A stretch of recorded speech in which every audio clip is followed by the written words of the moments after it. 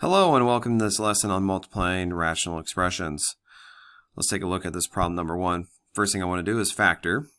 That's either by taking out GCF, difference of squares, unfoil, and so on. I want to cross cancel, and I want to exclude values for my final answer. So for this, I see that 3p squared in this numerator here. I can factor that out. I can rewrite that to take out that 3p. And if I factor out that 3p from that expression, I'm left with p minus 8 inside.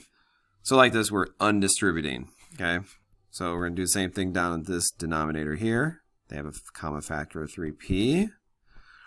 And then I'm going to take out that 3p, and I'm left with p minus 8. Okay, so now everything's in factored form.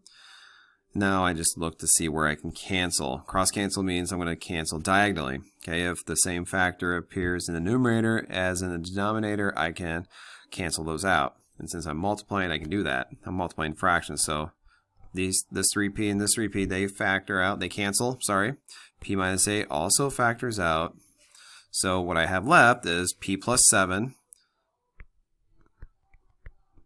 in the numerator, and then p minus 7 in the denominator. Okay, so not done yet. Need to exclude values. We never want the denominator to be 0. So in my denominator of this expression, I have p minus 7. What number of p would make that a 0? P minus 7, that would be a 7. So we can accept all real numbers except for p cannot equal 7. And that is your answer.